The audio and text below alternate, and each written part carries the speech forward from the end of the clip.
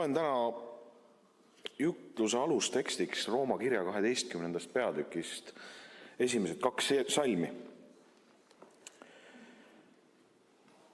Nüüd, vennad, kutsun ma teid üles Jumala suure halastuse pärast tooma oma ihud Jumalale elavaks, pühaks ja meelepäraseks ohvriks. See olgu teie mõistlik Jumala teenistus. Ja ärge muganduge praeguse aja, vaid muutuge meele uuendamise teel, et te katsuksite läbi, mis on Jumala tahtmine, mis on hea ja meelepärane ja täiuslik. Amen.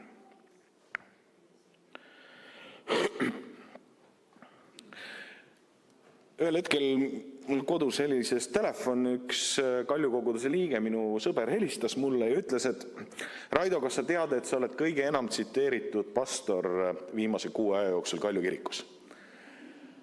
Ma ehmatasin ära, sellepärast, et vaadake, tsitaatidega on see asi, et nad hakkavad elama oma elu ja mõnikord võetakse need meie maailmas kontekstist välja ja sa tegelikult ei tea, mida selle tsitaadiga tegelikult nagu tahetakse tõestada, ja kui sind pannakse mingit võõrast vankrit vedama või võõraid tõdesid edasi andma, siis võib su enda vastuvõitlus osutuda üsna viljatuks selliste tegevustega. Aga mõtlesin, saavutus seegi. Ja siis muidugi selgus, et see tsiteerimine oli selline üsna pinnapealne või pigem võeti mu eelmisest jutlusest julgustusest kinni tunnistada Jumala imedest ja jagati seda, et mismoodi Jumal on imesid teinud. Nii et tsiteerimine oli võib-olla rohkem tinglik. Mis näitab, et inimesed ikkagi kuulavad jutluseid. Ja mõnel juhul isegi teevad selle jutluse baasil midagi hiljem kui 5 minutit peale jumalateenistuse lõppu. Sest vahest tundub, või statistika näitab ka seda, et ega kui me koju lähme, siis me enam väga palju enam ei mäleta, mis see jutlus rääkis. Aga tegelikult, mis asi on jutlus? Jutlus on see, et sa võtad kirjakoha ja teed oma maksimumi selle nimel, et seletada ära, mida see tänases kontekstis, tänases elus, tänastes olukordades tähendab tavalise koguduse liikme jaoks. Ja mismoodi selle konkreetse kirjakoha kaudu, mis on see evangeelium, see hea sõnum, see, mis mind peaks rõõmustama. Ja mõnes kirjakohas on see üsna lihtne. Kõik need, mis räägivad armastusest ja heategemisest, aga nendest kirjakohtadest, kus kutsutakse meid pingutama, tundub, et selles tänases maailmas on see üsna keeruline. See kirjakoht, Rooma kiri üldse, Rooma kirja taust on see, et apostel Paulus selle kirjaga saates Rooma kogukonnale positsioneerib ennast apostlitega samale kohale. Ja esimesed 11 peatükki ei ole kindlasti jutlustajate lemmikpeatükid.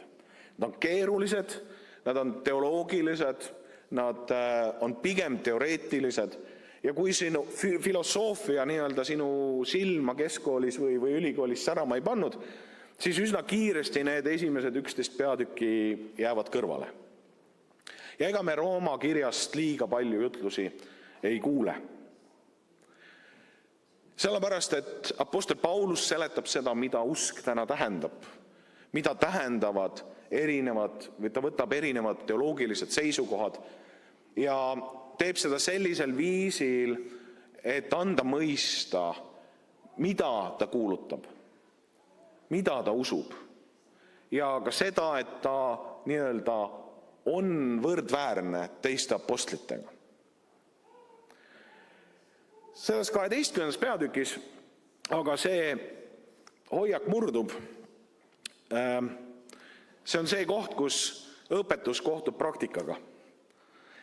Kus see, mis on teoreetiline, peab saama selleks, mis on päris, see, mida te lähete ja täna teistmoodi teete või olete aru saanud, et õigesti olen teinud.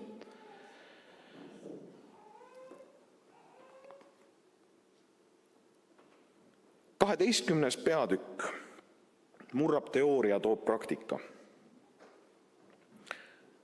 Ta ütleb, apostel Paulus seletab seda, mida tähendab see, mida ta kõik eelnevalt on rääkinud. Kutsun teid üles suure halastuse pärast tooma oma ihud Jumalale elavaks, pühaks ja meelepäraseks ohvriks. See olgu teie mõistlik jumalateenistus. Ohverdamine on midagi, mis nõuab pingutust meilt. Ohverdamine ei ole midagi, mis nii-öelda kukub maha, jääb vedelema ja sellest on mingit kasu.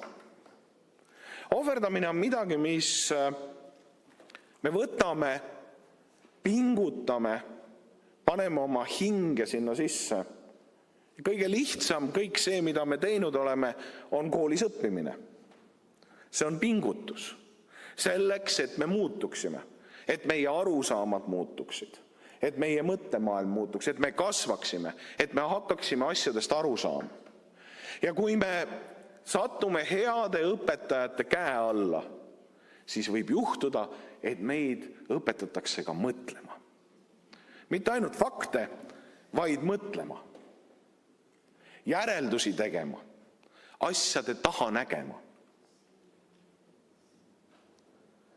Ja kõik inimesed ei omanda seda võimet, osad isegi ei taha, sest vaadake, teadmiste, oskuste, asjade taha nägemisega tekib ka vastutus.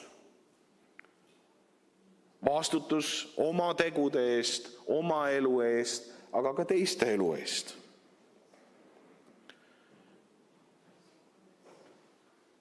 Apostel ütleb, ohverdage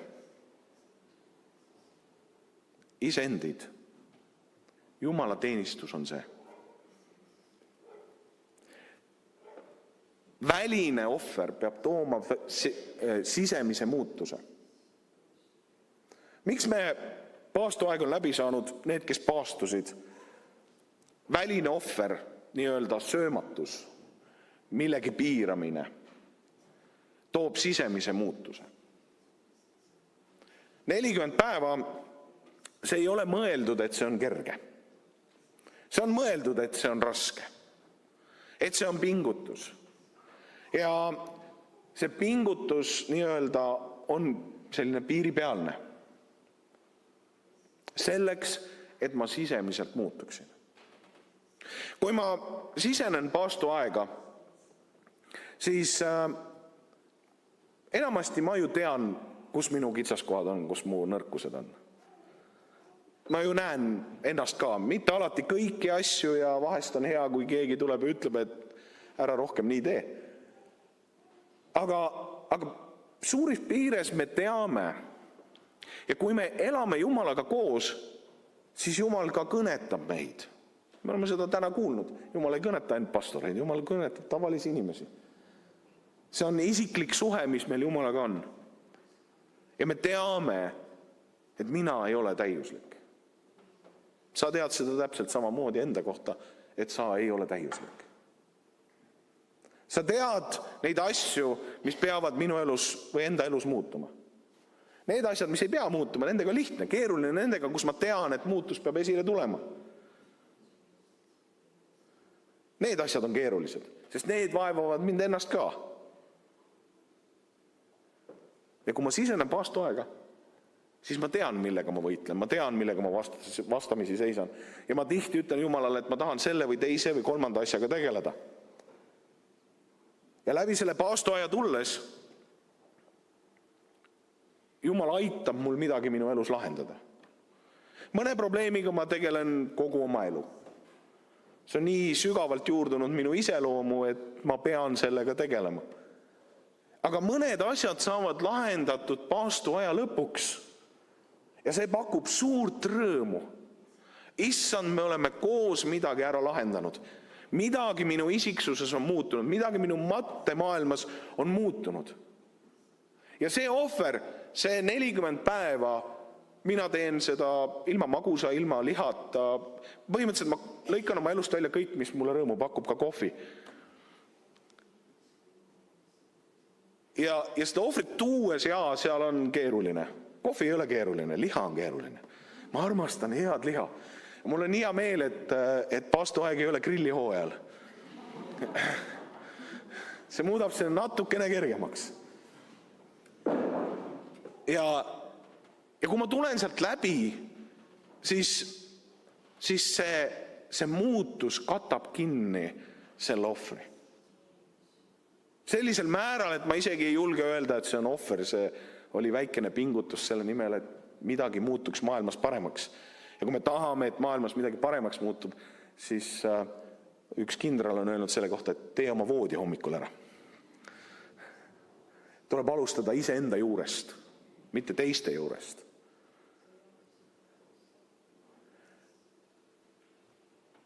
Me muutume. Ja selles rõõmus tihti Jumal muidugi ütleb mulle, et Raido, nüüd on üks asi, millest ma tahaks suga veel rääkida. Ja siis me tegeleme millegiga aasta aega, võib-olla paar aastat, enne kui see minu sees lahenduse leiab. Jumal ei ole ainukene, kes meie elus tahab muutus esile kutsuda.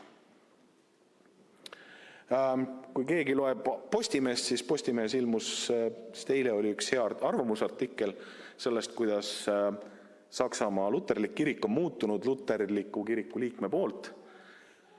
Soovitan lugeda. Siht on paika pandud, kas me sinna jõuda tahame ja kas me sinna ka jõuame, on tegelikult küsimus meie põlvkonnale. See maailm tahab meid ka muuta. Enda sarnasemaks, kergemini seeditavaks, vähem väljakutsuvaks. Sest kellelgi ei ole vaja ebamugavusi. Täna räägitakse juba üsna avalikult ka sellest, et lääneriigid on valinud selle tee, kus on vähem sõnavabadust, vähem demokraatiat selleks, et oleks efektiivsem. On ka vähem sõnavabadust selleks, et oleks efektiivsem. Ja ühel hommikul võib juhtuda, et on vähem usuvabadust selleks, et riik oleks efektiivsem. See ei ole prohvetlik. Ma ei pretendeeri sellele, et Jumal on mulle midagi ilmutanud, aga loogika ütleb, et kui miski jääb ette, siis efektiivsuse nimel tahetakse seda täna maha lõigata. Meid muudetakse tasapisi meelekindlalt selleks, et ellu viia kas sotsiaalpoliitikat, julgeolekupoliitikat. Tegelikult poliitiku elu ongi elanikkonna arvamuse kujundamine selles suunas, kuhu nad näevad, et ühiskond peaks liikuma. See on nende töö. Selle eest me valime nad, selle eest me makse maksame ja selle eest me ka neile palka maksame. Kas see meile meeldib, mida nad teevad? Seda me saame otsustada iga mõne aasta tagant valimiskasti juures. Selleks, et vastus oleks arusaadav või tulemus oleks hea, selleks näevad poliitikud palju vaeva. Ja nad seletavad meile, kuidas nad meid on aidanud, kuidas riik meie elu on paremaks teinud, kuidas nad on elu edendanud.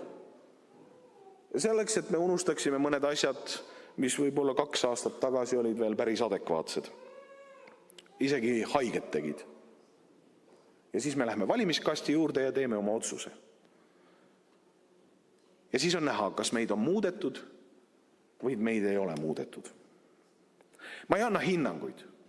Ma lihtsalt toon selle välja, et meid muudetakse. Meid muudetakse televiisoris, Eesti inimene vaatab keskmiselt üle 5 tunni televiisorit päevas. Ma ei tea, kust see aeg võetakse. Ja ma ei tea, mida sealt vaadatakse. Aga statistika on statistika. Mingi tõde peab seal olema. Ehk me muutume. Me muutume ühel või teisel viisil selle näoliseks, kelle juurde me aega nii-öelda broneerime. Kui me broneerime oma aega oma pere juurde, oma abikaasa juurde, oma laste juurde, siis me muutume ühesuguseks nendega. Kui me broneerime oma aega tööle ja kontorisse, siis meie mõttelaad muutub nii-öelda efektiivsuse suunas, selles suunas, et kõik saaks kõige paremini ära tehtud. Me muutume oma kolleegide sarnasemaks, sest me oleme nendega palju koos.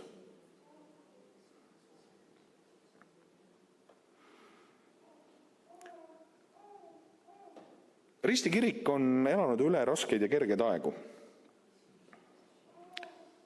Ja sina oled oma elus elanud üle raskeid ja kergeid aegu. On väheseid inimesi, kes tulevad läbi elu nagu nüri nuga läbi või ja suurt midagi külge ei jää. Enamuses me tegeleme oma elus võitlustega enda ja oma suhetega ja me pingutame. Me pingutame selle nimel, et oma asjadega hakkama saada. Ja tegelikult see, kuhu me oma pingutuse paneme, selline on meie ka lõpptulemus. Sinna ei ole midagi teha. Ja sellepärast ma hindan väga neid inimesi, kes panevad oma jõupingutuse oma usu ellu ja julgevad loobuda millestki muust. Selle nimel, et Jumal saaks kasvada. Ja neid inimesi on meie ümber. Mõned ohvrid on suured, teistel väga suured. Ja need inimesed on olemas. Elu tahab pingutust. Sinna ei ole mitte midagi teha. Inimesed, kes ei taha pingutada, nende elu saab olema väga keeruline üsna lühikese aja jooksul. Pingutus annab ka autasu. Ja autasu mõistmine on tegelikult oluline. Öeldakse, et läbi ajaloo kõige edukam armee on olnud Napoleoni armee. Meie küll teame teda põhiliselt Waterloo lahingu põhjal ja selle üle, et ta nii-öelda kaotas suure sõja ja et Napoleon lõpuks suri nii-öelda vangina. Ometigi öeldakse, et on ajaloo kõige võidukam armee. Armee, kes valutas Moskva, aga ta oli ka armee, kellel oli kõige rohkem medaleid. Ja mehed tahtsid pingutada. Mehed tahtsid pingutada, sest ka reamehel esimest korda ajaloos oli võimalik saada medal. Oli võimalik saada tunnustus. Oli võimalik saada tulem. Kui samal ajal tsaariarmees sa olid reamees, sest sa olid talupoeg ja sa olid lihtsalt tubli reamees. Ja nüüd jookse sinna vaenlase kahuri poole.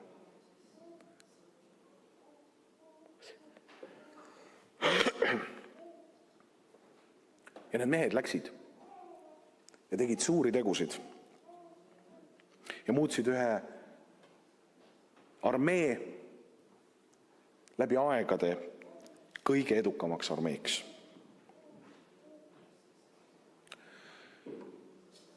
Kord ja kasv ei tekine mitte kunagi iseenesest. Segadusest ei saa luua korda lihtsalt nurgas istudes. Välja arvatud evolutsiooniteoorias. Seal tekkis kord iseenesest. Aga kõik muud kohad, kord tekib sellepärast, et me paneme oma pingutuse sinna. Sinu abielus te ei kasva abikaasaga kokku, sellepärast, et üks istub ühes tugitoolis ja teine teises. Te peate koos asju tegema ja mitte üks kord, Sest vaadake, inimene pidi 5 aasta jooksul nii-öelda muutuma. Ehk kui sa 5 aastat tagasi korra oma abikaasaga midagi koos tegid, siis võib väga kergelt juhtuda, et sa avastad, et see abikaasa, kellega sa täna koos elad ja tahaks seda sama asja teha, mida sa 5 või 6 aastat tagasi koos tegid, et see ei ole sama abikaasa. Ja see on õigus. Ja samas meie käitume igapäevaselt nii, nagu me aasta aega tagasi oleksime käitunud. Uute arusaamade, ka usus vastuvõtmine võtab aega, et me harjume.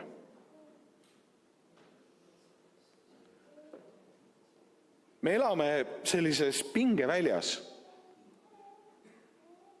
Kui nüüd apostel ütleb, muutuge.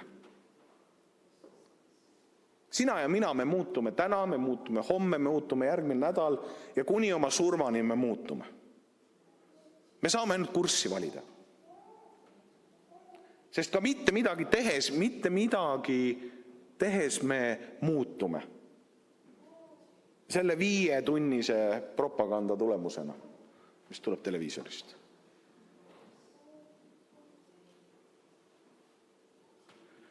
Selleks, et midagi meis muutuks Jumala sarnasemaks, peame me Jumalaga koos olema. Me peame. See ei ole soovitus. See ei ole, et te võiksite. Meil on valida. Kas me veedame aega koos Jumalaga või ei veeda?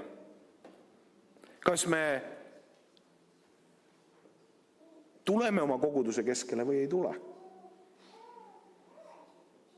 Inimesed, kes ei käi koguduse keskel, täna ei käi või täna otsustavad, et ma ei taha enam käia, ei ole usuliselt elus 5 aasta pärast. Statistika näitab seda. Me ei pea üksi vastu. See lihtsalt ei ole võimalik. Praktika ei tõesta seda. Aga sealt telekast öeldakse meile, et istu rahulikult kodus. Sa saad oma sisemise mõtiskluse teel ise ka hakkama ja me jääme seda uskuma. Ja selles propagandas ei ole loogikat. Ei ole seda, et võetakse vastutust, vaid öeldakse, et sina oled kõige olulisem ja sinu heaolu on kõige olulisem. Mitte kindlaks määrates seda, et me elame epideemilise üksinduse tingimustes, kus noored enam ei saa aru, et nende vanemad neid armastavad, kus vanemad ei saa isegi aru, et nende lastel on hing. Ma olen veetnud üle tunni ühe naisterahvaga üritades seletada oma abikaasaga talle, et saad aru, see, et sa annad oma lapsele toa, koera ja 50 eurot nädalas, ei ole see, mida ta vajab. See on see, miks ta üritas ennast ära tappa. See, et tema hinge eest ei hoolitseta. Et teil ei ole osadust, et teil ei ole koos olemist. Ja see muudab teda nii palju, et ta ei taha enam elada. See epideemiline üksindus on meie ühiskonnas levinud. Keegi ei võta vastutust. Meile vaid öeldakse, et ole üksi. Küll sa saad hakkama. Ja kui sa ei saa, küll on tabletti.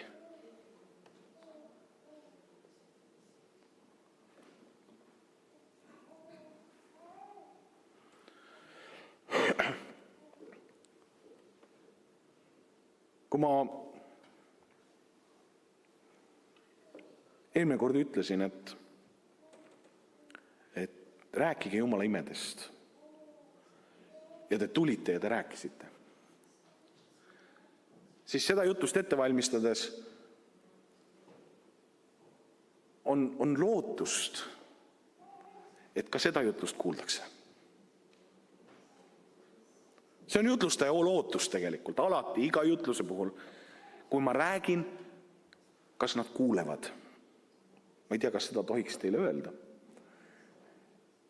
Me pabistame. Kui me tuleme kantslisse, siis me pabistame.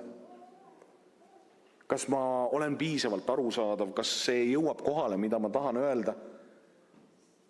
Ja ühel kursusel öeldi meile, et kui te tahate, et kõik koguduse liikmed aru saaksite, siis jutlustage ühel teemal 3 kuud, siis teil on lootust.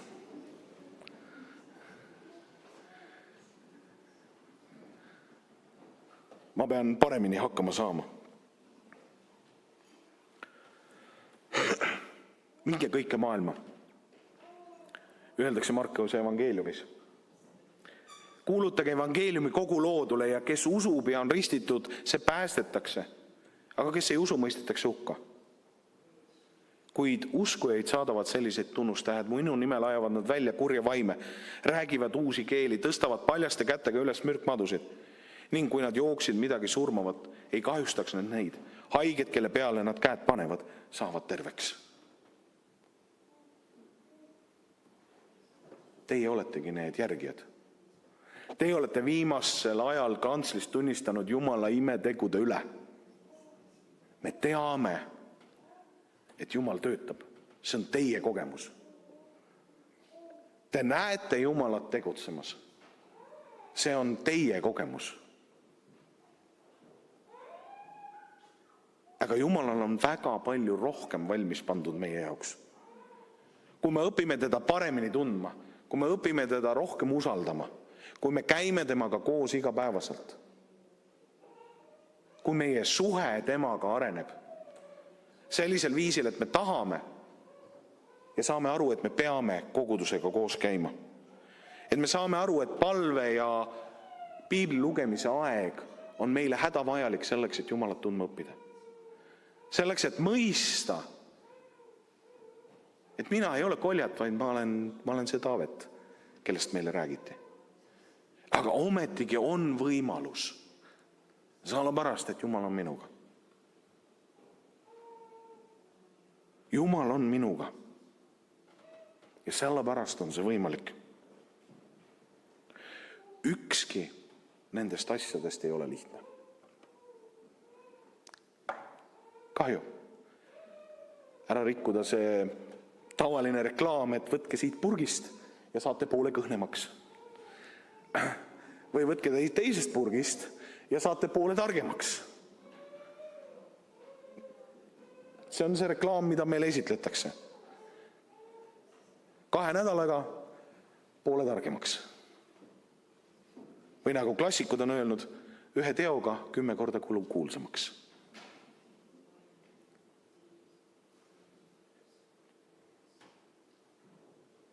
Jumal armastab meid. Aga me lugesime algustekstis, et me oleme tema sõbrad, kui me teeme nii, nagu tema ütleb. Sõber ei saa olla nii-öelda lihtsalt ühel hetkel. Mina olen sinuga sõber. Ma pean panustama sellesse aega. Me peame koos olema. Me peame koos asju tegema. Meeste puhul tähendab sõprus tihti seda, et ma nöögin ja tögan sind. Ja psühholoogid on uurinud, et mida lähedasemad on meeste omavahelised suhted, seda suuremat nööki võib kuulda. Minu hea sõber, kes on kõige pikaajalisem sõber, istub seal tagapuldis tihti Jaan. Meil siin samas koguduses, kui ma olin noortejuht. Me istusime ühes kohvikus Kalju koguduse noortega tollel ajal. Ja põhimõtteliselt, mida ta mulle ütles, on see, et ma olen täiesti mõttetu noortejuht. Ja ma ei tee üldse asju nii, nagu peaks tegema. Ja mina vastasin talle umbes samas toonis, et kes sa oled. Et sa sellise kriitikaga välja tuled, sest võta kätte ja siis aita kaasa. Ja Kalju koguduse noored nägid seda vestlust ja nad arvasid, et me oleme umbes nii lähedal selleks, et kätt pidi kokku minna. Ja meil oli tavaliselt komme, et minu juures, kuna ma ei olnud abielus sellel ajal, elasin üksi 2 korteris, et laupäeva hommikuti Kalju koguduse noored kogunevad minu juures ja me teeme siis koos pannkooke või midagi koos süüa ja ta käis siis tavaliselt laupäeva lõunani. Ja inimesed hakkavad tulema, Jaan tuli suht esimesena, tegi pliidi alla tule, see oli ahjukütte korter. Ja siis tulevad koguduse õed uksest sisse, lähevad kööki, tulevad sealt tagurpidi välja ja küsivad, Raido, kas sa tead, et Jaan on siin? Ja tean küll, mis siis, et normaalne ju. Keegi peab ju süüa ka tegema. Ja ei no jaa, aga te pidite ju ääre pealt eile üksteisele vastu hambaid andma. Mina mõtlesin täiesti segadusest, ma olen jälle midagi maha maganud. Et läksin Jaani juurde, küsisin, et kuule, mis värk on, et kas oli või ei olnud. Jaan vaatas täpselt samasuguse üllatunud näoga. Ja siis seletati meile ära, et kuulge, te nagu nii-öelda peaaegu meie kõigi teiste arvates läksite kättpidi kokku. Tegelikult see oli lihtsalt sõbralik kriitika oma töömeetodite ülevaatamise osas. Minu soovitus naisterahvastele, ärge sellistesse vestlustesse sekku, kui las nad klativad oma vahel. Me oleme siiamaani sõbrad, väga head sõbrad. Ka Jumal tuleb ja ütleb, et sa teed asju valesti, et ma tahan, et sa pingutad, ma tahan, et sa näed vaeva. Ma tahan, et sa teed neid ja neid asju. Selleks, et sa kasvaksid, selleks, et me õpiksime üksteist paremini tundma. Ja see on pühapäeva hommik, kus me õpime üksteist tundma kollektiivselt. Ja see on ülejäänud 6 päeva, kus me õpime üksteist tundma individuaalselt. Ja mõlemad on kriitiliselt olulised. Mõlemad on olulised sinu ellu jäämiseks, vaimulikuks ellu jäämiseks. Sest vaenlasel on aega sinu elu lõpuni. Iga jant lõpeb kord, ütles Rebasalu. 20, 30, 40, 50 aasta pärast saab see kõik läbi. Ja täpselt nii kaua on vastasmeeskonnal aega. Ta ei pea täna võitma. Ta võib võita viimasel nädalal ja see on ikkagi võit. Meie võimalus on olla koos Kristusega. Pühapäeva hommikustel jumalateenistustel, koguduse ettevõtmistel, ka kaasa teenimisel, mis Jeesus rõhutab, on kriitiliselt oluline, aga ka isiklikus palve ja piibli lugemise ajas. Sest muidu me ei muutu Kristuse sarnasemaks, vaid selle maailma sarnasemaks. Ja siis ongi vastasmeeskond võitnud. Amen. Tõuseme ja palvetame.